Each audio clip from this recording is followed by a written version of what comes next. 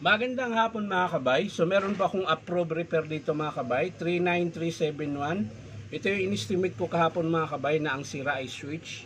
So ang model ito mga kabay, G720, Type B105. Ayan. So itong switch niya mga kabay, wala po kasi kaming nakuhang switch nito. So papalitan na, sasalpakan namin ng ibang switch. Ayan. Hindi ko alam kung pang Stanley to or DeWalt. Ayan. Pero may part number siya sa gilid mga kabay. Oh. Ayan. So ang part number niya mga kabay nakalagay sa switch in 167533. Meron pang isa 90567379. Yun po yung part number nitong switch na ito mga kabay. So subok natin kabit dito mga kabay. So tara mga kabay, samahan mo. So yan mga kabay, nakalas ko na yung screw. Ayan. Madali lang naman po magkabit nito mga kabay. Ayan, gamit ka lang ng long nose. Ayan. Tapos, tutulak mo yung switch palabas. Ayan. Tapos, gamit ka ng Phillips screw.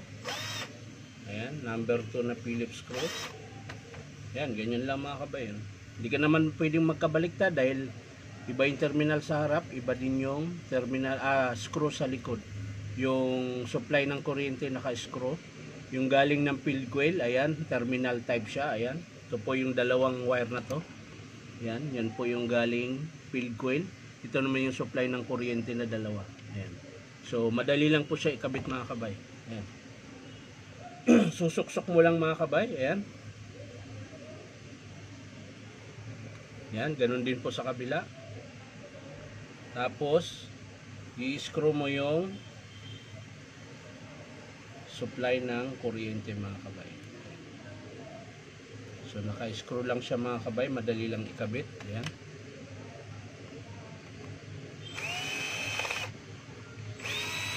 Ayan. So ganyan lang po siya. Oh. Ayan. Tapos ilalagay na natin sa kailang mga kabay, umikot eh. Bunutin ko lang. Nag-X yung ano, yung wire. Ayan. So yan, sakto na yan mga kabay. Balik natin.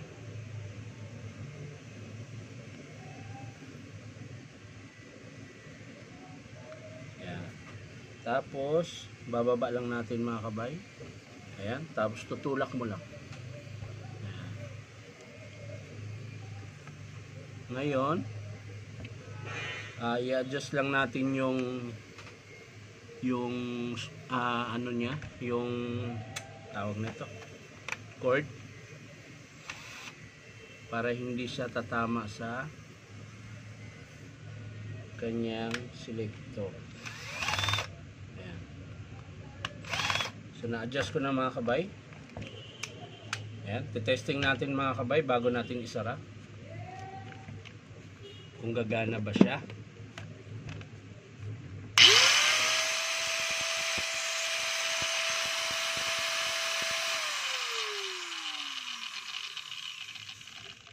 So okay naman siya mga kabay dahil parehas naman sila ng sukat. Ayan.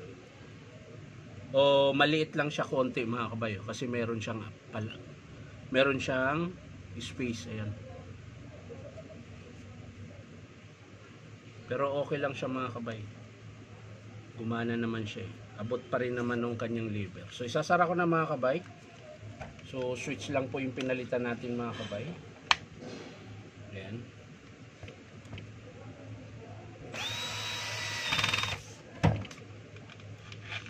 So panda rin natin ulit.